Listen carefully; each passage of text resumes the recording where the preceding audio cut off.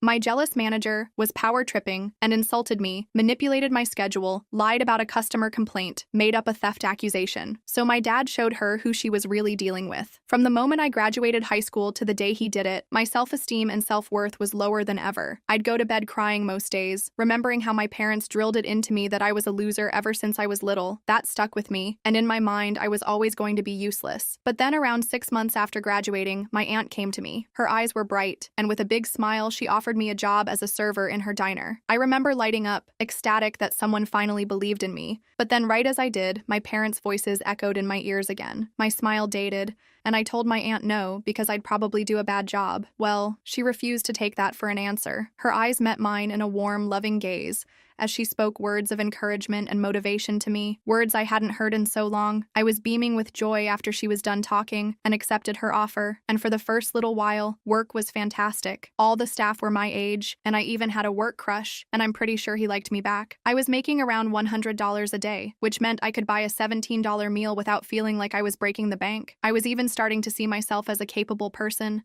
with each positive customer reviewing filling my heart with more and more pride. Life was good, until my aunt went on holiday, because that's when the manager, Maria, took over. She was a Polish woman, very stern, focused, cold, and blunt. At first, she smiled a lot, but it was the sort of fake forced smile only done by a wolf in sheep's clothing. 3 days into working under her, I had already worked every day back to back, with only 8 hours in between each 12-hour shift. I remember coming on the 4th day, my t-shirt unironed and wrinkly like a crumpled-up note. Maria immediately pulled me into the bathroom. "Do you see what I see?" No. You look disgusting, Charlotte," she interrupted. I wanted to cry. I was overworked to the point of being in one of those moods where I felt like I could break down at any second. I felt tears sting my eyes. Luckily, she left before that happened and didn't see me bawling my eyes out, my tears splashing hard onto the cold bathroom tiles. When Maria came back into the bathroom a few minutes later, she handed me a new t-shirt. I think she saw my tears, but said nothing. It reminded me of when I was little, and I felt my body begin to shut down, but I had no time for that, because it was 6 a.m. on a Monday, which meant we were getting the construction crew, a KA, the worst men known to man. I was used to their comments, from cute and adorable to, "Bet you taste as good as you look," or "You're walking like you want it." I was pretty much able to just tune it out, but Maria had other ideas. Again, she pulled me aside. "What are you doing to make the man say these things?" I stared at her blankly. "Be a assault on the street, I don't care, but when you walk in here, there will be no funny business." My eyebrows furrowed as I processed what she was saying. It was my first time ever being called that word. I wasn't even angry, just heartbroken. This time I couldn't hold back the tears. I saw a glimpse of regret in her eyes, but that was quickly replaced with sternness, and she left the bathroom. I stared at my fully covered up body in the mirror. There was no way it was my fault, right? I went back to work, turning on the autopilot hospitality part of my brain and turning off my emotions. But during my lunch break, I couldn't hold back. And that's when my work crush, Levi, met me outside. I told him everything. The insult, the men, the Ocelot shaming. "She's a crusty, dried up, probably ran through woman projecting onto you. Look at you, Charlotte. You know you get the most tips out of everyone every single day? She's just jealous." My heart fluttered a little at the word jealous, because it meant he thought I was pretty. The thing was, Maria's comments had brought me to such a low I believed them. So I asked Levi to actually be serious and tell me what I was doing wrong to make these men say these things. He looked at me with this charming smile, wiping the remnants of my tears from my cheeks, and told me he was being serious, that I wasn't doing anything wrong, that instead of thinking this was somehow my fault, I should be angry. I realized he was right. I thought about all the times Maria would be covering a shift for my aunt, how she'd always let everyone else eat a meal for free, but I had to pay full price, how she forgot to forward me the email about the work party, and for the first time ever, a storm was brewing inside me. I finally realized none of it was my fault, that it was all her, and she was going to pay. The next day, Maria took things to a whole new level. She accidentally spilled coffee on my shirt and made me buy a new one from the gift shop. Then she assigned me to clean the men's bathroom because she claimed I was the only one who could handle it properly. I found out later she told everyone it was because I liked being around men so much. When my break came, I texted my dad about what was happening. He's always been super protective of me, especially since Mom passed away. Within 5 minutes, he called me back, sounding furious. "You want me to come down there? I'll set this woman straight," he growled into the phone. I almost said yes, but then I remembered how Aunt Karen trusted Maria. I didn't didn't want to mess things up for her business. No, Dad, I'll handle it. I just needed to vent. You're sure? Because I could be there in 20 minutes. I'm sure. Love you. I hung up feeling a little braver. I decided I'd document everything Maria did from now on. Maybe I couldn't confront her directly, but I could at least keep track of all her BS until Aunt Karen came back from her vacation and could see the truth for herself. Little did I know, things were about to get so much worse. The next morning, my alarm blared at 4:30 a.m. Another early shift. I dragged myself out of bed feeling like absolute garbage. My body ached from being on my feet for 12 hours the day before, and all I wanted was to pull the covers over my head and sleep until noon. But I couldn't afford to miss work. Aunt Karen trusted me, and honestly, I needed the money. I forced myself into the shower, hoping the hot water would wake me up. While getting dressed, I triple-checked my uniform. Shirt properly ironed? Check. Pants free of wrinkles? Check. Hair neatly pulled back? Check. I wasn't giving Maria any ammunition today. I got to the diner 15 minutes early, thinking that would impress her. Nope. She barely acknowledged me when I walked in, just glanced at her watch with this annoying little smirk like she was disappointed I wasn't even earlier. Charlotte, you're on register today, she announced, not even looking at me. Register duty was the worst. No tips, just standing in one spot for hours pushing buttons while everyone else made money. I hadn't been on register since my first week of training. But I'm always on tables, I said, trying to keep my voice steady. Not today, Maria replied, walking away before I could argue. I looked over at Levi, who was setting up the coffee station. He shrugged sympathetically, but couldn't say anything with Maria right there. The morning dragged by painfully slow. I watched as Levi and the other servers hustled around making good tips while I stood there like an idiot. The construction guys came in as usual, but this time they seemed disappointed I wasn't serving them. Small victories, I guess. Around 10 a.m., Maria disappeared into the office. As soon as she was gone, Levi came up to the register. You know she's only doing this because you made $200 in tips yesterday, right? He whispered. What? How do you know how much I made? She was going through the tip reports last night. I overheard her telling Cook Mike that you were stealing all the good customers from everyone else. I felt my face getting hot. The tip reports were supposed to be private. Each server reported their own tips at the end of shift for tax purposes. Maria had no business sharing that information with anyone. During my break, I added this to my growing list of Maria's BS that I was keeping in my phone. The list was getting pretty long already. Called me a slut, blamed me for customer harassment, excluded me from work events, made me pay for meals, spilled coffee on me accidentally, made me clean men's bathroom as punishment, looked through my private tip reports, shared my earnings with other staff, moved me to register to prevent tips. I was so focused on my list that I didn't notice Maria standing behind me until she spoke. What are you writing about me? I nearly jumped out of my skin, fumbling to lock my phone. Nothing, just checking messages. She didn't believe me for a second. Give me your phone. What? No, that's my personal property. You're on company time. If you're texting instead of working, I have a right to know. This was complete BS, and I knew it. My break doesn't end for 5 more minutes, I said, showing her the time. Maria's eyes narrowed. Fine. When you're done with your very important texting, the trash needs to be taken out. Taking out the trash wasn't part of the register person's job,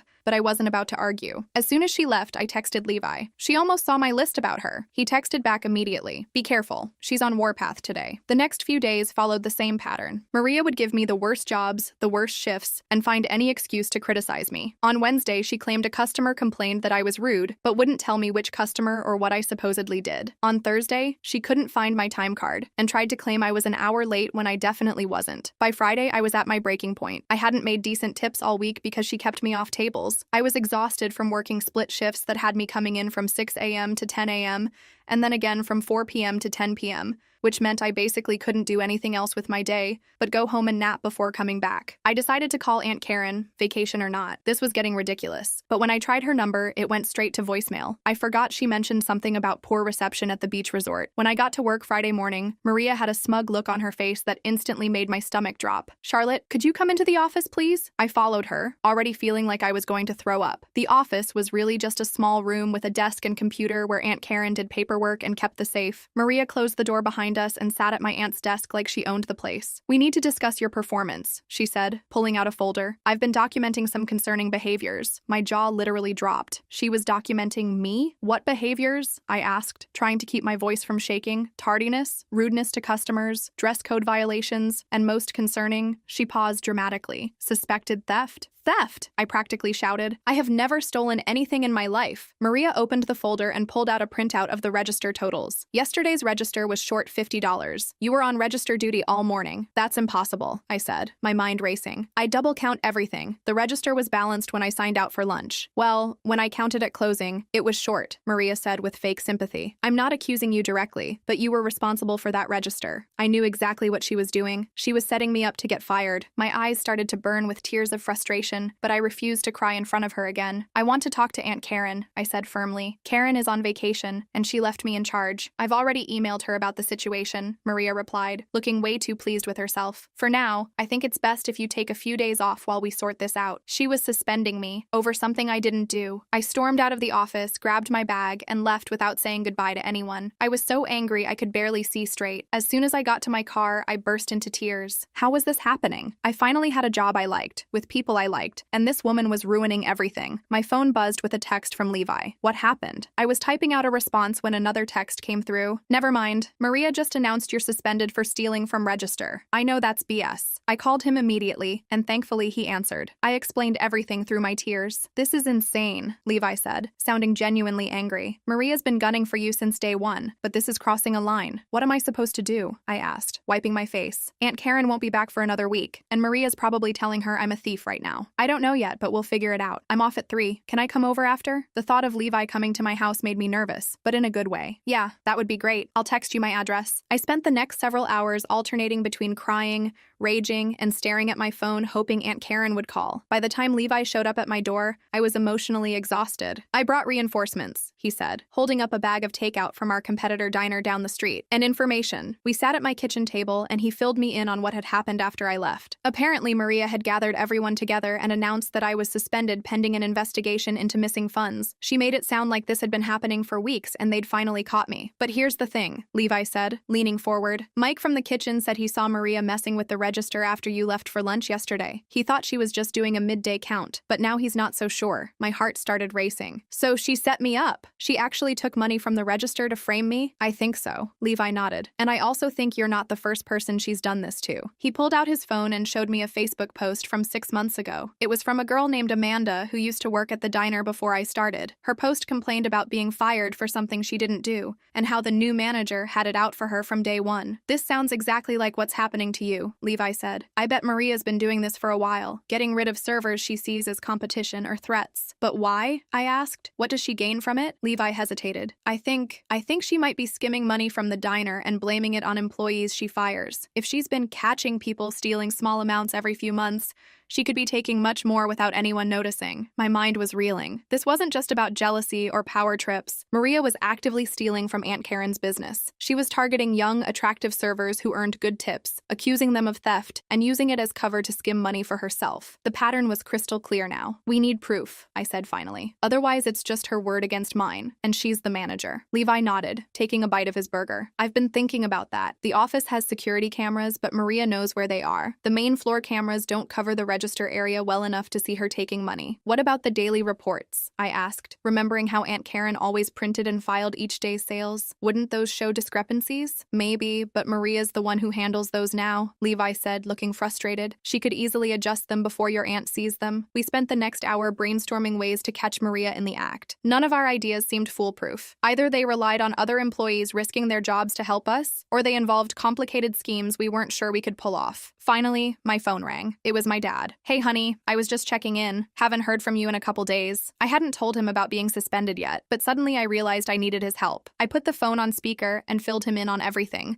with Levi occasionally adding details. When I finished, my dad was silent for a moment. Then he said, "This woman accused my daughter of stealing and suspended her without proof?" "Yes," I admitted, "and I don't know what to do, Dad. I'll tell you what we're going to do," he said, his voice deadly calm in that way that always meant trouble for whoever had upset him. "First, we're going to document everything. Then we're going to set a trap." My dad worked in risk management for a bank, so he knew a thing or two about catching people who were stealing money. He walked us through a plan that was so simple it just might work. The next morning, I went to the diner during Saturday breakfast rush, their busiest time. I knew Maria wouldn't make a scene with so many customers around. I spotted Levi immediately, and he gave me a subtle nod. I walked straight up to Maria, who was seating customers. Her face went from professional smile to cold glare in an instant. "Charlotte, you're not supposed to be here," she hissed. "I forgot my jacket in the break room yesterday," I said said loudly enough for nearby customers to hear. I just need to grab it and I'll leave. She couldn't exactly say no without looking suspicious, so she reluctantly nodded. Be quick about it. I went to the break room, taking my time. When I came out, my dad was at the counter talking to Maria, just as we'd planned. From my position, I could see his phone on the counter, recording their entire conversation. I'm Charlotte's father, he was saying. I'm concerned about these allegations against my daughter. Maria looked uncomfortable but maintained her professional demeanor. I understand your concern, but this is a private business matter that should be discussed with the owner. My sister is on vacation, my dad said smoothly. And since you've accused my daughter of theft, I think I deserve some answers now. Maria's eyes widened slightly. She hadn't known Aunt Karen was my dad's sister. I never accused her directly. The register was simply short, and she was responsible for it. How much was missing exactly? My dad asked, slipping into his professional investigator voice. $50, Maria said firmly. And you counted the register yourself? Yes, of course. Both before and after Charlotte's shift? Maria hesitated. No, I trusted her to start with the correct amount. So you have no proof the money was there to begin with, my dad pointed out. It could have been missing before her shift started. Maria's face flushed. That's not the point. She signed for a balance drawer at the start of her shift. May I see that signature? My dad asked. We don't have formal signatures, just initials on the daily report. My dad nodded, as if this confirmed something. I see. And where are these reports kept? In the office, of course. Would you mind showing me yesterday's report? Since my niece owns this establishment, I'm sure she wouldn't mind me reviewing financial documents in her absence. Maria was trapped. If she refused, she'd look suspicious. If she showed him, he might spot inconsistencies in her record keeping. I'll need to check with Karen first, she stammered. By all means, my dad said pleasantly. Call her right now. I'm happy to wait. Maria knew Aunt Karen wasn't answering her phone consistently. She was cornered. Just then, Cook Mike appeared at the pass-through window. Maria, can I talk to you about yesterday's register count? Maria's face went ghost white. She looked like she was about to bolt for the door. What do you mean? She asked Mike, her voice all shaky. I saw you counting the register yesterday after Charlotte left, Mike said, wiping his hands on his apron. You pulled out some bills and put them in your pocket. I thought you were making change or something. Oh, my God. Mike had actually seen her stealing. I couldn't believe our luck. I was standing there with my mouth hanging open while my dad smoothly pulled out a chair. Why don't we all sit down and discuss this? He suggested in that super calm voice that somehow made it clear he wasn't actually making a suggestion. Maria's eyes darted around the diner like a cornered animal. The breakfast rush was in full swing, with customers everywhere. She couldn't make a scene. This is ridiculous, she sputtered. Mike is obviously confused. I know what I saw, Mike insisted, crossing his arms. He was this big burly guy with tattoos up and down his arms. Nobody messed with Mike. And it wasn't the first time either. My dad pulled out his phone and stopped the recording. I think we should continue this conversation in the office, where it's more private. Maria reluctantly led us to the office, probably because she didn't know what else to do. Levi caught my eye as we walked past, and I gave him a tiny nod. Our plan was working even better than we'd hoped. Once we were in the office, my dad went straight into investigator mode. Maria, multiple staff members have observed suspicious behavior regarding the handling of cash. Charlotte has been documenting a pattern of targeted harassment, and now you've falsely accused her of theft. You can't prove anything, Maria snapped, finally dropping the nice manager act. Actually, I can, my dad replied, pulling a folder from his jacket. Wait, what? This wasn't part of our plan. I had no idea what was in that folder. I took the liberty of contacting two former employees, Amanda Torres and Jason Kim. Both were fired for alleged theft under your management. Both deny the accusations. Both describe the same pattern of behavior that Charlotte has experienced. My dad had been busy during the 24 hours since I'd called him. While Levi and I were planning our amateur confrontation, my dad had been conducting a full investigation, contacting former employees and building a proper case against Maria. Maria's face turned from white to red. This is absurd. I've been nothing but professional. You called my daughter a slut, my dad said, his voice ice cold. There's nothing professional about that. I'd never told my dad about that specific insult. He must have heard it from Levi. Maria looked like she'd been slapped.